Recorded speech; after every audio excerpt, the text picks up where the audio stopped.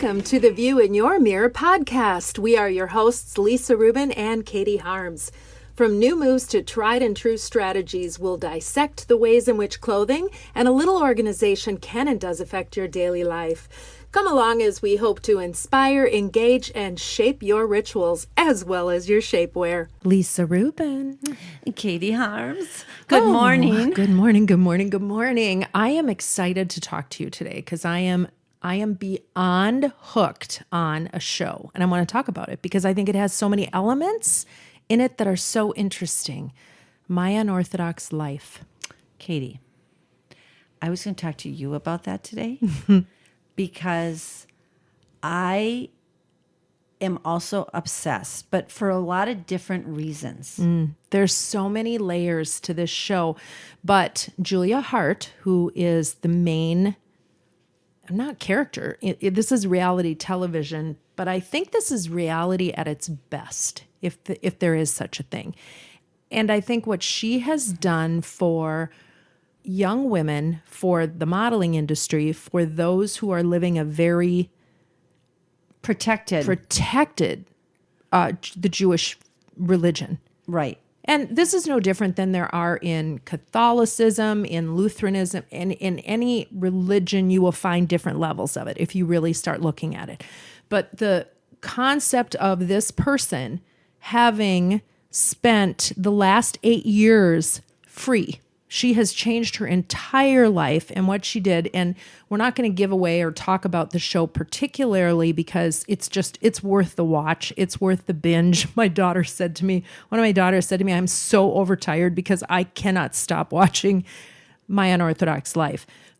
She fascinates me because it is the absolute, what's the word I'm looking for? It absolutely shows that a person who has no encumbrances and really doesn't know how you go about something according to almost societal norms has been able to shake that up and create something so incredible that when you throw that pebble into the lake and it ripples out in such a good way. And in every person she touches, it fascinates me. I agree with you again, 100%. And, some people will watch us and say, it's reality and it's designer clothes and she drives a Rolls Royce and has a driver and all of those things. But that's not what is amazing me. No, and that's really not the essence of Julia Hart. It is not the essence of Julia Hart. And what she has done in an 8 to 10 year period, herself, and what she has had to go through that she really doesn't talk about much of the behind the scenes, is unbelievable. I mean, Katie, you and I doing this podcast and the little things that we've had to do to get the podcast recorded, produced, all of social media, all of that. And look what she's done. Yeah, it's and now she's the CEO of the largest modeling agency in the world. Right. And she is hands-on every day. And sure, she's now teaching her children who came from a world that didn't even know this world existed. Right. And she is disrupting that modeling industry. Positive body image and all sorts of things that she's brought into it that, as a taller person and a larger, I'm going to use the word larger person, and I don't mean that in a bad way. That is just absolutely who I am. I take up a little bit of space when I walk into a room, and that's a good thing. That's helped me along the way. But learning how to navigate through that, and had there been a Julia Hart back when I was growing up or I was going through different periods of life where I just felt really like I didn't fit in, that would have been incredible. Now, I worked it out, but she's helping so many get past that. So I look at her as such a change agent, and it is amazing to see because every single person whose life she touches, I think she enhances. I agree. And I am following her on Instagram because I just like to watch how she operates. Yes. It's fascinating. It's fascinating. It's fascinating. And I'm going to make a little segue here because our guest today is Leslie Lynch Jablonski. And Leslie Jablonski is a person who found herself very much leading a life that, for unforeseen circumstances for Leslie, her son Jack was involved in a horrific accident playing hockey and was paralyzed. And Leslie's entire life shifted. So while obviously it's very different from Julia Hart, we've got a person who actually has some great stories about New York and when she worked there, who has really changed her life for the betterment of everyone that she touches. So I'm really excited to talk to Leslie, and I'm excited for you to meet her and hear Leslie's experiences and live life for a little bit through Leslie's eyes. Leslie Jablonski, thank you for being with us on the podcast. So excited to have you here. We've been talking about it for a while. Well, thank you for having me. And thank you for the Rustica goodie bag. Oh, you won are me so with that. welcome. That was so good. Well, it's hard not to love Rustica, and we really thank them for our sponsorship as well. So it's been a fun partnership, I guess. Yes, it has. Hopefully it will continue. That's right. That's right.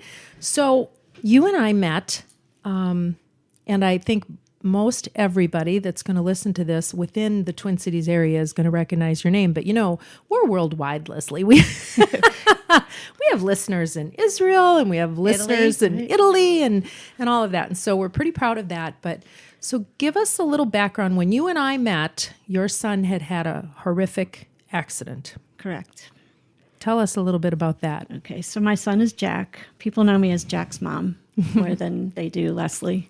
But he was playing hockey in high school and unfortunately got checked from behind and crashed into the boards, and down he went. He was 16 years old at the time. And, long story short, he's paralyzed. He's a quad. So he's a C5, C6 injury, which is pretty high. So he's very limited in what he can do, but he is the most positive person I've ever met. And all through his injury, when he was in the hospital to this very day, he's just kept a really positive attitude about life. And I think that's why our whole family and everybody around us has stayed positive as well. So it was a horrific accident, but we were also really, really blessed with the support that we received. And I mean, to this day, the community has been so good to us, and the hockey community and the Benilde St. Margaret's community where he went to high school. So I am just so grateful for all of that. Oh, well, we never really know why things happen sometimes, right? Correct. And so it really depends on what comes out of that and how you handle that really shows the rest of the world who you are. And what is so incredible to me is how you've taken that horrific accident and your entire family and the good that's been made of it and what you're trying to do for other people. So now there's a foundation that was started, right? Right. So on the 1-year anniversary of his injury, we started the Jack Jablonski Believe in Miracles Foundation. In the last year or so, we changed it to the Jack Jablonski Foundation because we don't think it's a miracle anymore that you can recover from paralysis. We actually know that you can because of all the research that we've been following. So you're getting goosebumps. I am we are both. We're just, honest to God, I can't even tell you how emotional I am right now that it just came over me. Did you too? Yes. I'm just the same way. Wow. Okay. That is incredible. It is. I look back at it's almost 10 years now when Jack was injured and how much has changed. We were told you'll never walk, you'll never move your arms, you'll never do this, you'll never do that. And it was basically accept your state of being now. You're paralyzed, you always will be. And, this is how you're going to have to move on with your life. Okay, sure, you do have to do that. Obviously, you have to make a lot of adjustments. But we started doing a lot of research into what is going on. And long story short, there's a lot of amazing research projects happening where people are regaining function that they lost. We're working with the Mayo Clinic right now to fund a research project there. It's really for paraplegics who are getting function back, like stepping and standing. One of the patients we funded walked the length of a football field with a walker. Wow. And that's not supposed to happen. But it's all done through this neuromodulation and electrical stimulation, and there's 2 different kinds. So for that study, they do an implant of a device, and that's what helps trigger these functions. The other one that we're doing is at UCLA, and it's actually happening through the pioneer of all this electrical stimulation. His name's Reggie Edgerton. So now his lab is working on an upper limb study, which is for quads like Jack, who have really no hand function. A lot of people can't move their arms, or, they can't lift anything. So this is getting gripping back and picking things up and whatnot. And that could be the key to being more independent. And so we're funding that research project as well. So they're life-changing. And, is Jack going to get up and walk? We don't know. I mean, he always says, I'm going to get up and I'm going to skate again. And I want to believe that. But if we could get back hand function, people are even getting bowel bladder, sexual function, body temperature regulation. All of that is coming back based on some of these treatments. And people don't think about that. When you're paralyzed, you just think, oh, they can't walk. But so much is lost. And so that's what we're focusing on. You can get these things back. So it's recovery. That's amazing. Now, Jack is living in California. He is. And tell us what he's doing. Okay, so first of all, I'll backstep a little bit. When Jack was injured, he was determined to graduate high school on time, and he did. And then he was determined to go to college. Well, we thought he'd go to the U and he'd live at home. No, he wanted to go away and be a college kid. And we also knew that the warmer climate would be good for him. So he ended up going to USC, and he went on a scholarship from this organization called Swim with Mike. And Mike was a USC college graduate. He was a swimmer. He was in a motorcycle accident. And like everybody did here, they raised money for the family, got him his van, the things he needed. And he did what we did. You want to give back. So he started a foundation.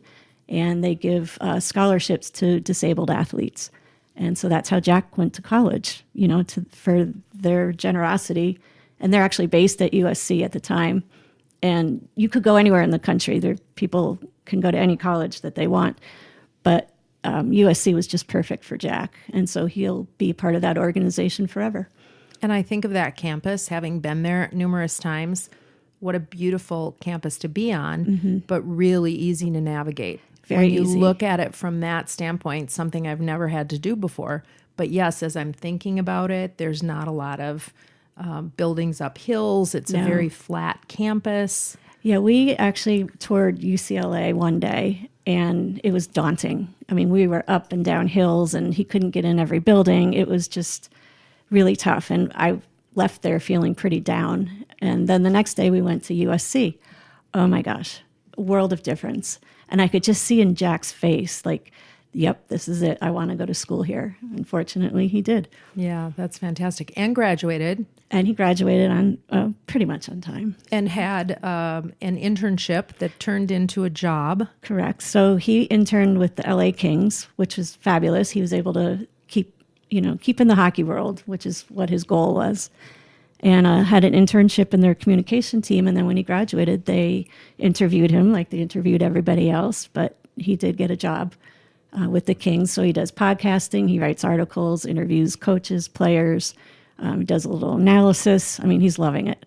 Well, and I have to tell you, for quite a while, I worked with Bob Sansevier. Right. And Jack came on and did his weekly with Bob on some of the days that I was on. And he just had a knack. I mean, he really was a natural when it came to his play-by-play communication style, that banter that he had with Bob, and just in general. So it's nice to know that that's kind of carried on. Right. I mean, that was a great opportunity for him. And I think he was in high school when he was doing that. And, yes, it was great that the Kings picked up on that and gave him an opportunity, and he just ran with it. And what Bob doesn't want anybody to know is he's just a big softy, that Bob I love Sansevier, Bob. I'll tell you. I do too. He's a great guy. I do too. He absolutely is. Well, that's fantastic. Now let's get back to you for a minute, because you find yourself in your life, the mom of 2 busy hockey boys at the time. Correct. Right? And you were in PR at the time, were you not? Right. I had my own PR business. I kind of laugh now. I promoted shampoo, and I worked with American Crew. I came from an Aveda background and then went and worked with an agency, and we scored American Crew. After I had Max, my second child, I went off on my own, and I basically stuck with shampoo. And then all of a sudden, Jack's injured, and it's like, I don't know what to do. But it's amazing how PR, you can promote anything. It doesn't matter if it's paralysis or shampoo. It all kind of follows suit. How long did it take you to get there? Let's see. I started in New York, actually.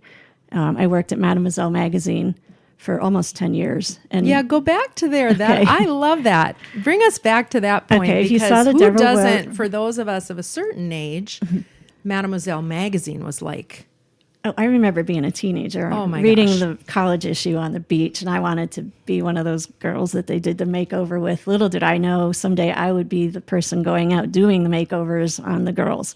I mean, not actually doing the makeup, but we'd pick them out of the audience. We'd travel all over the country and do the on-location shows. And then we started doing mall shows. So we were the first magazine at Mall of America to do a show.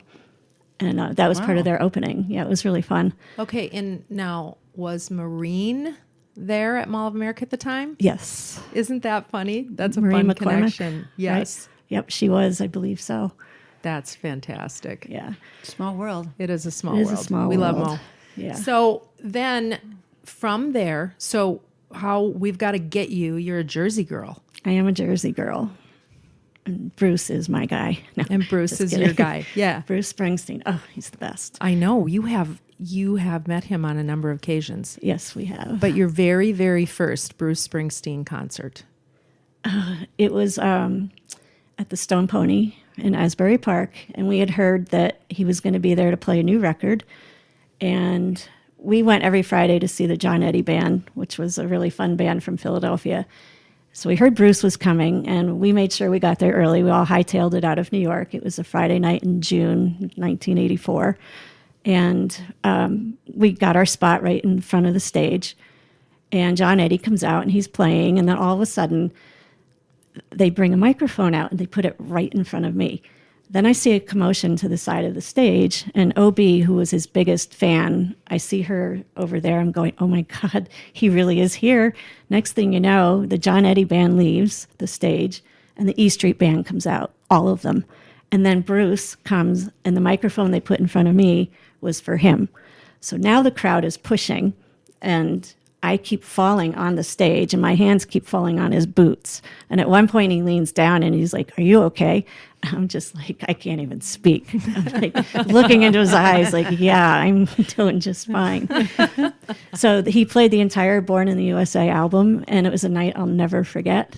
And we came With back. you, right? Next to you, with you. I mean, literally, his feet were right in front of my hands.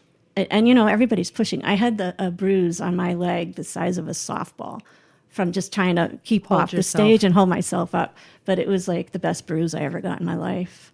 Did you bring that meeting up to him did you tell him this story when you got to meet him with Jack? No, so I totally choked. We got to see him before the Wrecking Ball tour. It was November of 2012, and he was very nice to let us come backstage before the show. So we're talking, and Hurricane Sandy had just happened, so we're doing Jersey talk. My brother lives at the Jersey Shore. It didn't dawn on me to tell him this story because we were so wrapped up in current events and whatnot. And he wanted to know what happened to Jack and all that. So I need a redo. Yes. I need a redo with him. I just have a feeling you'll get that redo sometime. I hope you're right. I think hope you so. will. You know, maybe Bruce will listen to our podcast. Maybe Patty will. Strange, I don't know. maybe Patty will. Yeah. Absolutely. That would be incredible. Okay, so do I remember correctly your husband is a Minnesotan? Yes. So how did you two meet? So he was living in Hoboken, New Jersey, working Why? for 3M. Okay. No, Hoboken's great. I Hoboken do. is great. I know someone in Hoboken, and I absolutely, they love it. It's a fun town. So I hung out in Hoboken. I had an apartment elsewhere, but I was there all the time. And that particular day was an all-day festival. It started with a run in the morning, 3 bands. The town sold out of beer that day. All the liquor stores did. So we ended up in this bar that night called the Elysian, and a mutual friend just said to everybody, go there. So we did. I was there with my girlfriends. And he came in, and I thought he was cute, but I was also coming off of a whole bunch of bad blind dates, so I just thought, I'm not interested in anyone. But he kind of caught my eye. And he knew a friend of ours, and we were all talking. And by the end of the night, we were exchanging phone numbers, and I think we went out the next week, and that was it. Really? That was it. But 5 months after we met, he got transferred back here. So he's a St. Paul guy. He was working for 3M. He got his master's. Once you get your master's, you can go back and work in corporate, like marketing and sales and whatnot. So he got this job, and he said, do you want to go? And I didn't think twice. I said, sure. You did? You didn't think twice about Minnesota?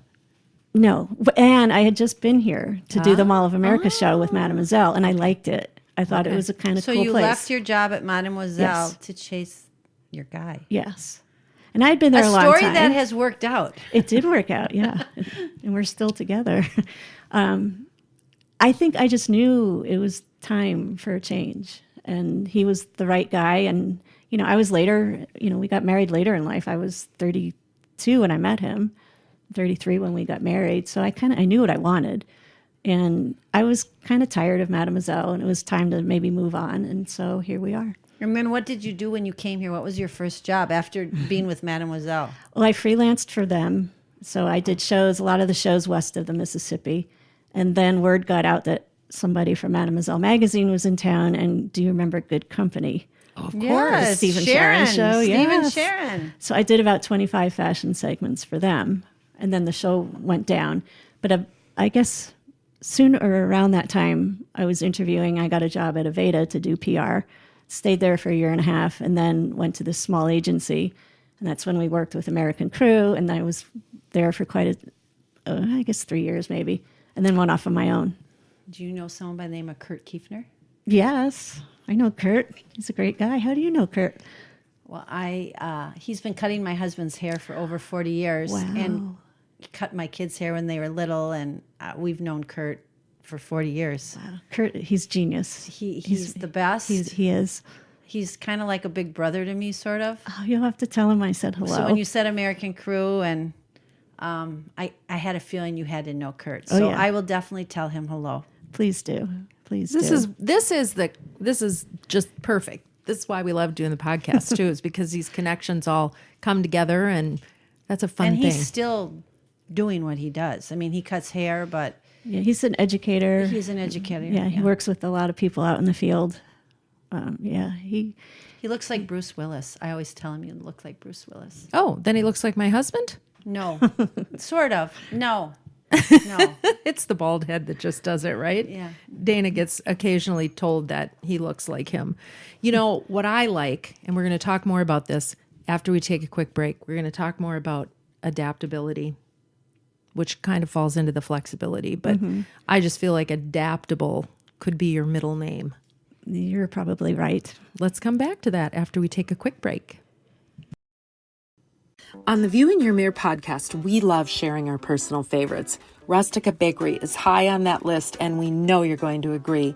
Rustica has 2 locations. They're original at 3224 West Lake Street in Minneapolis, across from Calhoun Commons and Whole Food Market, and Southdale Center next to Lifetime, where you'll enter without even going into the mall. Both have ample parking, either online or in-store.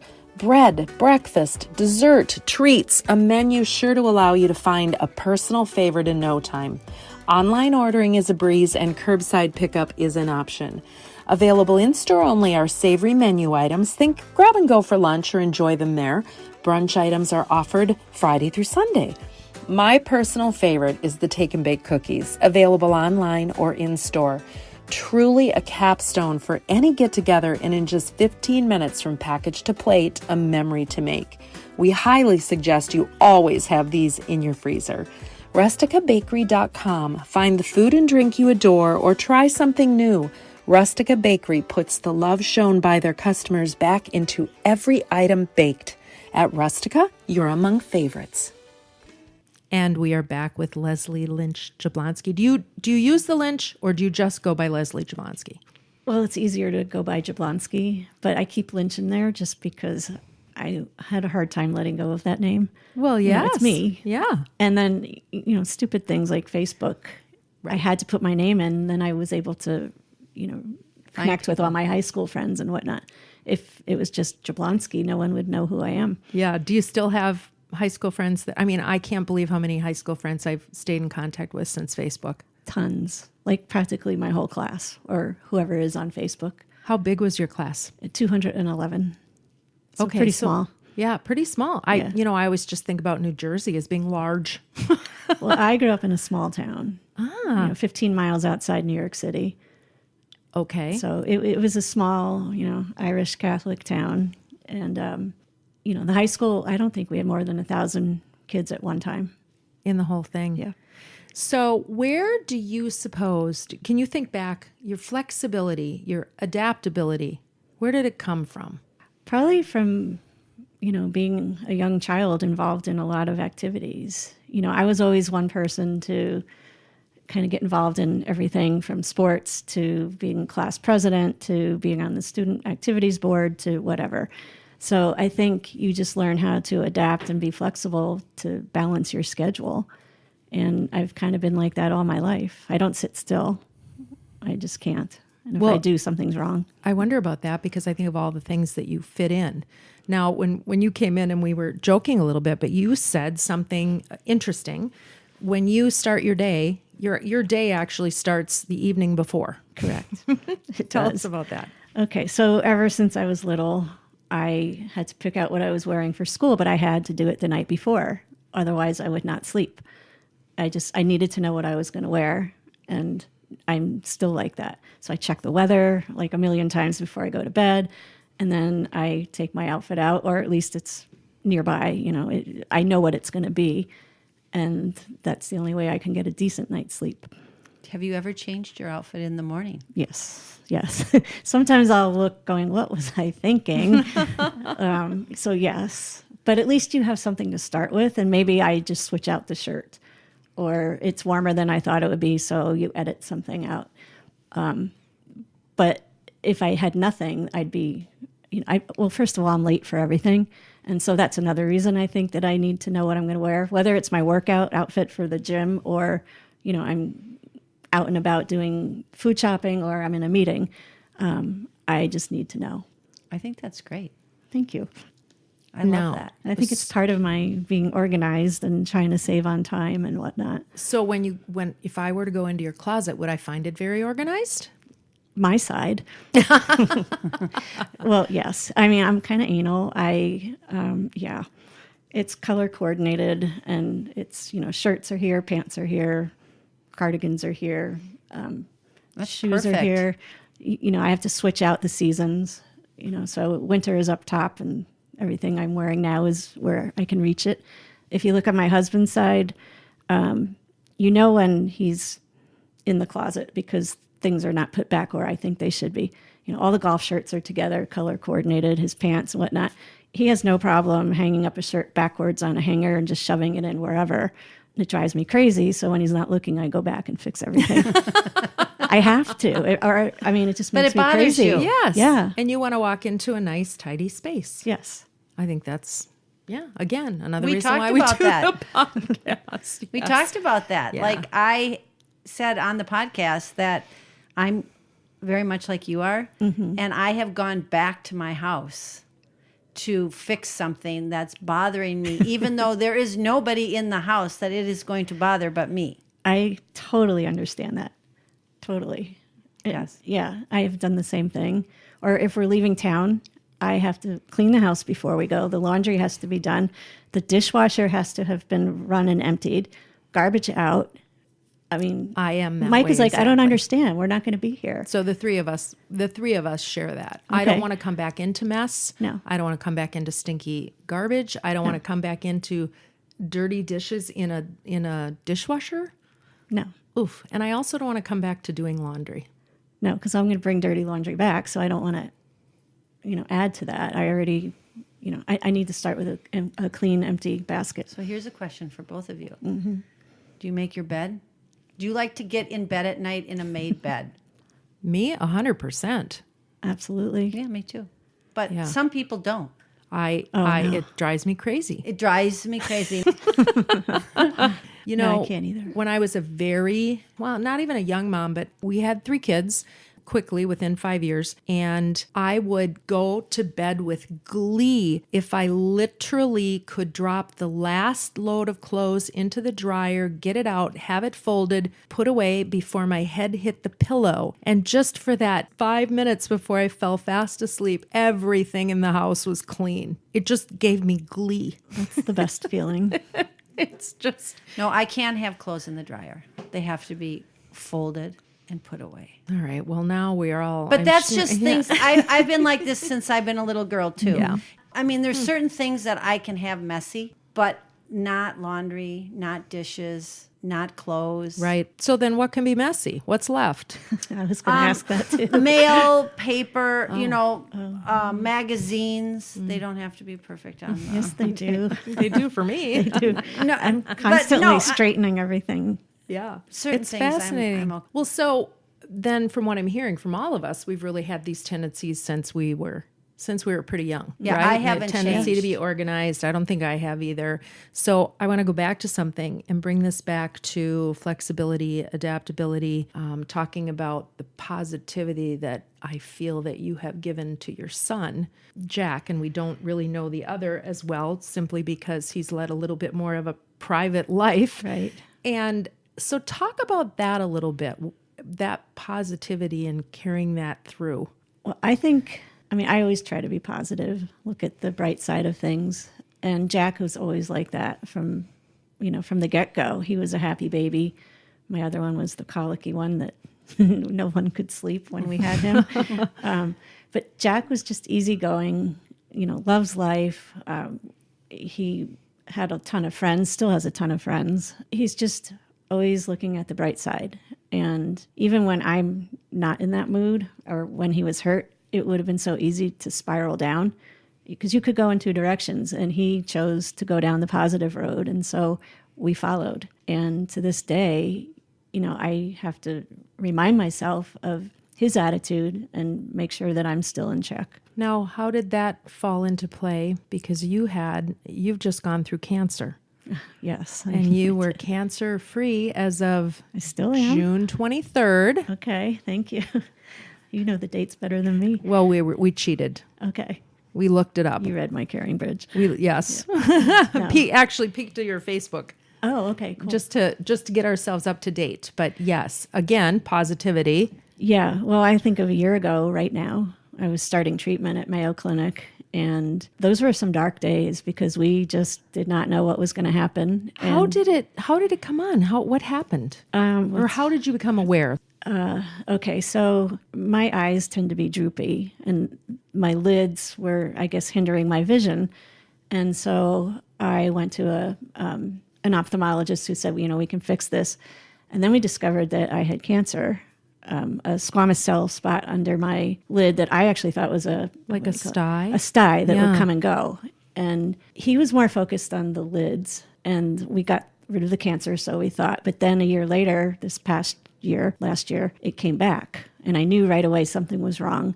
And, here we are in the middle of COVID, and, try to get into an eye doctor was tough. So I ended up going back to this guy, and my insurance didn't cover him because Mike had retired and we switched insurance. And I ended up going to a different ophthalmologist who right away said, this is bad. We're not going to deal with your lids right now because one of them was drooping again. And she said, we have to get rid of this cancer. And she did all kinds of scans and whatnot. And it turns out that it was not just in my eyelid, but all over my eye and behind my eye in the orbit. And so she said the best thing we could do is remove your eye and everything around it. Well, that was shocking. And I just could not fathom. And she said, this is about saving your life. And when you hear those words, it's like an eye opener, no pun intended.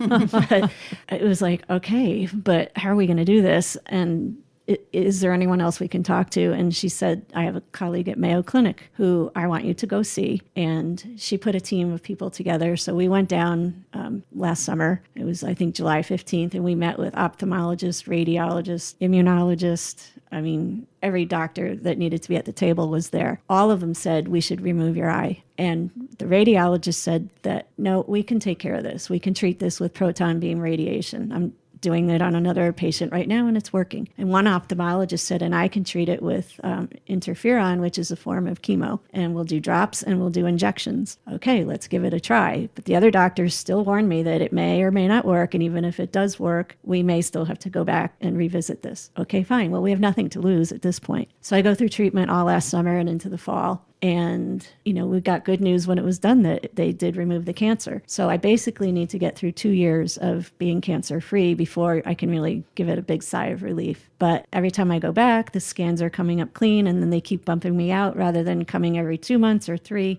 Now I'm going 4. And then when I go back, if that's clean, then I don't have to go back for 6 months. So I'm feeling very optimistic. And, I can only think positive right now. And I feel, they did what they had to do. And I have lost my vision in my eye, but that's okay. I'm adapting. There you go. There you go. You just make the most of what you have, and how are you going to move forward with it? Yeah, that's incredible. And when Jack found out you had cancer. Yeah, he cried. We had a board meeting that night, and I was going to Mayo the next day to start, the meetings with the doctors. And so everybody was Zooming because, we're in the middle of COVID. And Jack had to announce to everybody that, what was going on. And he got all teary-eyed and choked up. And I just thought that was so sweet because, your kids love you. But for him to just have tears rolling down his face in front of 20 people just meant the world to me, if that makes any sense. It totally does. That makes complete sense. And then my guess is he rebounded and was pretty positive and offered you a lot of positivity as you went through this. For sure. I mean, he was my cheerleader. So was my husband. And Max, too, my other one. Yeah. And Max ended up going to school. Yeah, so Max went to USC as well. Became president of the fraternity and graduated magna cum laude and is working now. And I don't know where all these years went, but yeah. Did the brothers see each other a lot? Well, when they were both at USC, they did. And then just distance-wise, I mean, they're 20 minutes apart technically, but in LA, that's an hour or more. Yeah. And so, they do see each other when they can. And I think they just had dinner the other night because my husband's out there. So they're very close, but just distance-wise, not so much. So Leslie, we are so happy you're cancer-free. Thank you. And we Me pray too. you continue to be Me too. cancer-free. And somehow, I think that positivity is paying off in spades at this point for you. You have been through a lot, clearly. You are at the place now, both your boys are on their own and contributing members of society, which we all like it when our kids get to that point, right? Yep, off the payroll. Off the payroll, exactly. What are you spending your time doing? What's your focus? I do spend a lot of time working on the foundation and trying to keep what we're doing moving forward. We have an amazing board, and we actually have a board meeting tonight. So I spend a lot of time on that. And we also have a dog, Marty, who takes up a lot of my time. And Marty has his own Instagram page. Yes. Instagram site, I should say, right? I did not know that. Yes, He yes. does. I don't have one, but Marty has one. He's Brindle Boy Marty. Brindle Boy Marty. I'll have to look that up and follow. And Marty is He's a French bulldog, sassy, funny, naughty, a handful, excitable. I mean, he's the coolest dog, I think. Well, Leslie, if you were to be described as a dog, I'd have to be Marty. would you be Marty? As you're describing Marty with a little twinkle in your eye, sassy, a little naughty, Yeah. all of these We things. have a lot in common, I think. I like to play around. I can be a prankster. I can be naughty. I push the envelope. I get excited over things. I mean, if Jack, let's say he moved his middle toe or his big toe one day, this was a couple of years ago, he won't tell me because I get so excited.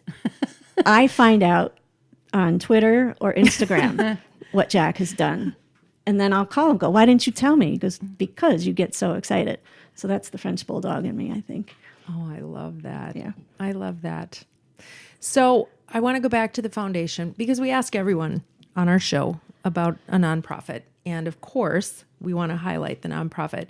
What are the biggest needs? What are you seeing happening? What's changed? Because it's been about 9 years, hasn't it? Right. Because it's been about 10 It'll years be since 10 the in accident. December. Yes. I think the biggest thing is awareness. I never really knew much about paralysis until Jack was injured, or spinal cord injury. It just wasn't in my world. But I think when Jack was injured, the world kind of paid attention to him, which is amazing. And I think that's brought awareness to being paralyzed or to what happens to people when they're injured like that. I think the biggest thing is research. And there has been a lot of research going on over the years, but we just didn't know a lot about it. But now the biggest thing is recovery is possible. And the two things that we're funding right now, one is a project at the Mayo Clinic where paraplegics are getting back function of their lower limbs. And it's all through electrical stimulation and whatnot. And then the other one is at UCLA, and they're working with quads like Jack who can get hand and arm function back. And that could be life-changing. So just to get things back that you lost, and people really don't think beyond, well, you just can't walk. There's so many other things that you lose, is just life-changing.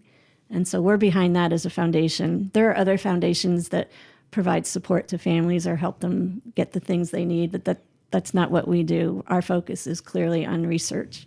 Research, education, awareness. Yeah. Pulls into that. Do you try to keep the dollars in Minnesota, or will you spread your dollars? Well, so the Mayo Clinic obviously is here, and then the UCLA project is California. So it doesn't really matter where the project is it's more of what is it, right, and what are they doing, and is it going to help?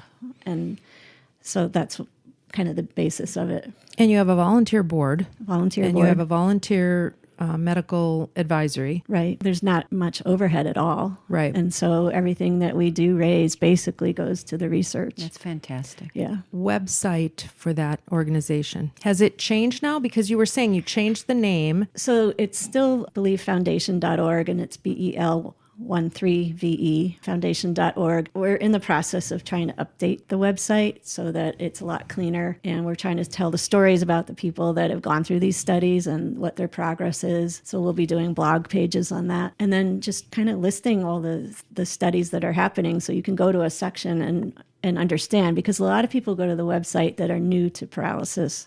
Sure. And spinal cord injury. So you would search that and you land on our pages a lot. And we just want to help inform people of this is what's happened. This is what is happening now in the recovery world. And then, of course, there's a donate button. And then we list our events on there as well. And you have an event coming up. We do. It looks like it will be October 23rd. And it's our annual gala. And the Minnesota Wild co-hosts it with us. So it's a pregame party, sort of party. It's an informative event, but it's fun, and it has a cocktail hour, and it's usually in the River Center. And then we all go upstairs, and part of your package, if you buy into the package, is to get a suite. So we put everybody up in the suites, and you have a buffet dinner, and you watch the Wild game. How fun. It's a great event. Does Jack come in for it? Yes, he does. I mean, one year he didn't. I forget why we couldn't get him out here. And it makes a difference when he's here and not here. And Jeremy Roenick, who's a huge hockey guy, usually is Jack's sidekick for the event. And, sometimes we get retired hockey players that are there, like Jordan Leopold. He and his wife are always there. It's a real hockey community event, but you don't have to love hockey to enjoy the event. And a shout out to the Leopolds. They have Mississippi Gardens. Yeah. They are so wonderful. Why am I blanking on Jordan's wife's name? Jamie. And we know Jamie's parents many, many years ago. I was in the Mrs. Minnesota pageant. Oh, Katie, I did not know that. And okay, we've been doing a podcast I for know, a year, known I each other know. for 9 years. You're just going to throw this one at me? I am. And Jamie's mother is Robin Duffney, and Robin was Mrs. Minnesota the year that I was involved. So she was the reigning Mrs. Minnesota. I did not The year know that I this. was involved, yes. And she's got a lovely story, and probably someone that we should have on the podcast at some point. And they have 3 daughters. And obviously us with 3 daughters, we connected with them. And Mark and Robin are just lovely people. And their kids, and the Leopolds particularly, are so good about donating and giving back. And really have to give them a little throw out there. Yeah, we do our wine event at Mississippi Gardens. Yes. So we'll be doing that again next year. And you said in March? It's usually in March, so we'll see what the calendar pans out to be next year, but it's a fun event. And that is a beautiful venue. It is so Beautiful. gorgeous. Yes. Have you been to any events there? I have not. It sits on the Mississippi River, really very close to 694 and 94, which sounds like a crazy place, but it's tucked down in and so gorgeous and easy to get to. And they've done an amazing, amazing job with it.